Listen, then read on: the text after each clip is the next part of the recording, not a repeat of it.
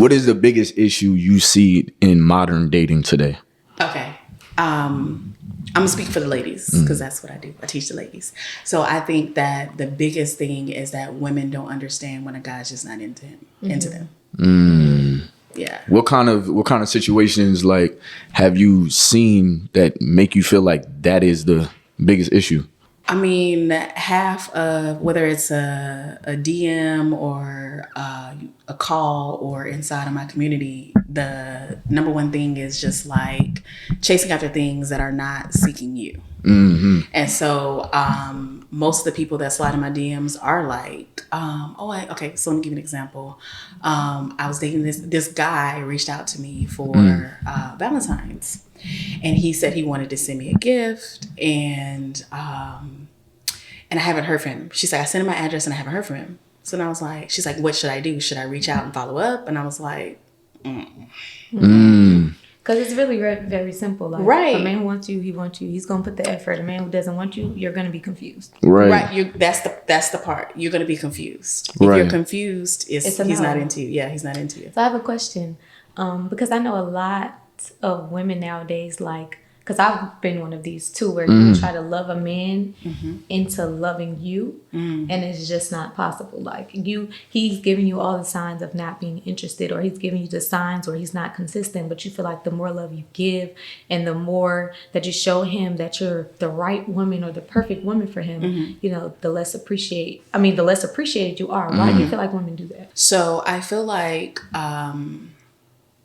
so I have this theory that up until like the 60s, of course, after slavery and all this stuff, the household was the woman stays home, the man goes out. You think about how even when you think about how like the hoops men used to have to jump through just to even get the goodies. Like they used to have to marry you to get it. It was like you were seen as like, can I say that? Can I say whore? You can say the word whore. As she said, right. You were seen as like a whore if you slept with somebody before you got married to them and stuff like that. So the incentive to marry and the incentive to provide was always there, and then so they had to pursue. Right. But when women started leaving the household and being the breadwinners and getting that, then it's kind of like the men kind of relaxed. And so women have become the pursuers instead of being the pursued. And so when we are loving a man, we don't understand that his inaction is a signal of his disinterest. So we try to go forward more because we're pursuing him, and it's just an imbalance of power. So I don't teach femininity, but I teach feminine energy. So when your feminine energy is unaligned or injured, bruised, you will do things that are not of your energy. You will feel like you need to lean forward. You will feel like if I do this, he'll understand this. So men are action. That's how they show their love, through action. So when you are trying to show him your love through action, then you're taking his ability to show you his love. I had that issue where like I would be the one who was doing more of the action, and I didn't realize that that's what I was doing until I had to take a step back, like, because we would have arguments about where like he would be like, you're too dominant, and I'm like, no, you're not dominant enough. But in reality, I didn't allow him to be that. Now, of course, there were underlying issues, because don't get me wrong, there are a lot of men out here who don't give that leadership, and they think that they're the man, that you should want, and they feel like they're being dominant, when in reality the dominant traits that they're portraying are not quality. It's more so ego based, or it's more so like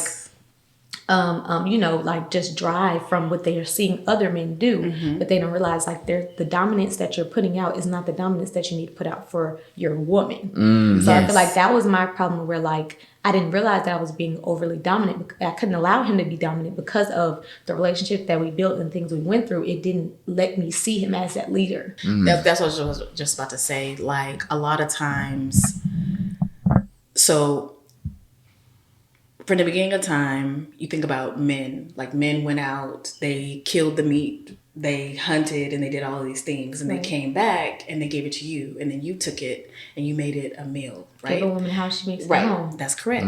So at the very basis, when you have lost the I kill the meat and then you come home and eat, then we have now imbalanced the household.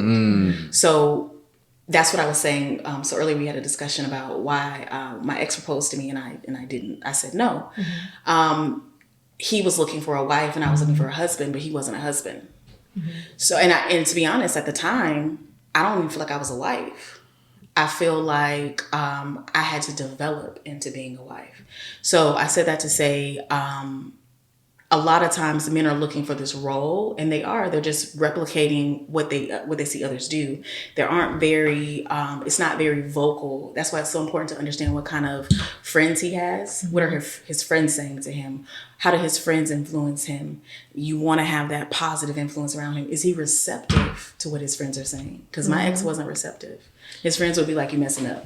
That was definitely I'm gonna say that's the difference between my relationship now on my previous relationships. This relationship, I asked all the questions. I kind of got to know his thought process before I got to know him technically. Okay. So, I asked questions and I asked scenarios because I wanted to learn exactly how he thought or what would he, what experiences he had, because I feel like you can ask a person, oh, what are you into? What's your favorite color? What do you like to eat? But you need to ask them, hey, if this happens and this happens, what are you going to do? Because we do it for jobs. Interview people, and I ask those interview questions all the time. So I feel like it should be a new practice nowadays to ask the same questions and scenario-based questions, because that'll tell you how a person actually thinks.